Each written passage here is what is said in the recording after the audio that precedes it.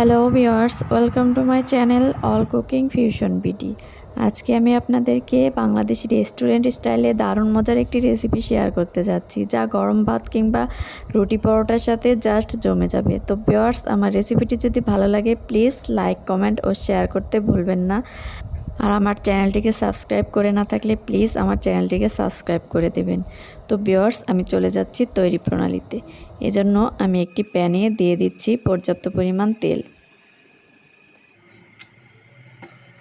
তেলটা একটু গরম হয়ে গেলে এর মধ্যে দিয়ে দেব 2টি এলাচ এবং 2 টুকরা দারুচিনি আর একটি তেজপাতা, আর দিয়ে দেব 1 চা চামচ রসুন কুচি দিয়ে কিছুক্ষণ নেড়েচেড়ে ভেজে নেব।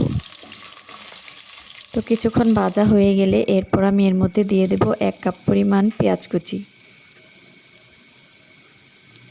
এরপর এর মধ্যে দিয়ে দেব স্বাদ অনুযায়ী লবণ দিয়ে আমি পেঁয়াজটাকে ভালোভাবে নেড়েচেড়ে ভেজে নেব। পেঁয়াজটাকে আমি একটু লালচে করে ভেজে নেব। পেঁয়াজের কালারটা যখন একটু লালচে হয়ে আসবে, ঠিক সেই পর্যায়ে আমি এর মধ্যে দিয়ে দেব 1 চা চামচ আদা রসুন বাটা। আদা রসুন বাটাটাকে আমি তেলের মধ্যে কিছুক্ষণ ভেজে নেব। এরপর এর মধ্যে দিয়ে দেব 1/2 চা চামচ মরিচের গুঁড়া।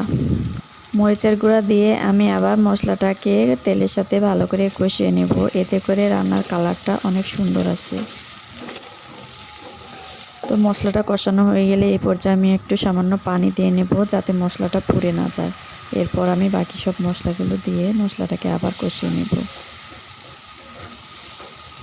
এরপর এর মধ্যে দিয়ে দেব 1/3 চা চামচ হলুদের গুঁড়া, 1/3 চা চামচ ধনিয়া গুঁড়া, 1/2 চা চামচ ভাজা জিরে গুঁড়া, আর দিয়ে দেব 1/4 চা চামচ মৌরি গুঁড়া। এরপর মশলাটাকে ভালোভাবে নেড়েচেড়ে আবার কষিয়ে নেব। আমি বারবার ভালোভাবে মশলা কষানোর কথা বলছি, এজন্য যে মশলাটা যত ভালো কষানো হবে এই রান্নার টেস্টটা তত ভালো আসবে। তো ভিউয়ার্স, দেখতেই পাচ্ছেন মশলাটা অনেক সুন্দর মতো কষানো হয়ে গেছে। এই পর্যায়ে আমি এর মধ্যে দিয়ে দিচ্ছি 1 চা চামচ ভাজনা বাটা মশলা। এটি আমি নিজেই তৈরি করে নিয়েছি, আমার চ্যানেলে দেওয়া আছে, চাইলে দেখে নিতে পারেন। তোমার মশলা কষানো হয়ে গেছে। এই পর্যায়ে আমি দিয়ে দেব মগজ। এখানে আমি 2টি খাসির মগজ নিয়ে নিয়েছি। এরপর আমি মগজটাকে দিয়ে ভালোভাবে মগজটাকে মশলার সাথে মিশিয়ে নেব। তো ভিউয়ার্স, এভাবে একবার ট্রাই করে দেখতে পারেন, যে কোনো রেস্টুরেন্টের মগজ ভুনার রেসিপিকে হার মানাবে। মগজটা যখন কষাতে কষাতে এই পর্যায়ে শুকিয়ে আসবে, এই পর্যায়ে আমি কিছুটা পানি অ্যাড করে নেব। কেউ চাইলে পানি অ্যাড নাও করতে পারেন, তবে আজকে আমি একটু মাখো মাখো ঝোলে মগজ ভুনা করব। আর শুকনো করে খেতে চাইলে পানি অ্যাড করবেন না, আর কিছুক্ষণ ভাজা ভাজা করে নামিয়ে নেবেন।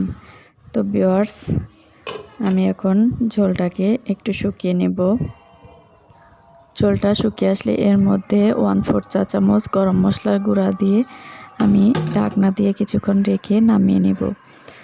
তো ভিউয়ার্স, তৈরি হয়ে গেল দারুণ মজার একটি মগজ ভুনা রেসিপি, চাইলে ট্রাই করতে পারেন। আমি একটু সার্ভ করে আপনাদেরকে দেখাচ্ছি দেখতে কতটাই লোভনীয় হয়েছে, যে কেউ একবার খেলে বারবার খেতে চাইবেন। আর আমার চ্যানেলটিকে অলরেডি যারা সাবস্ক্রাইব করেছেন তাদেরকে অসংখ্য ধন্যবাদ।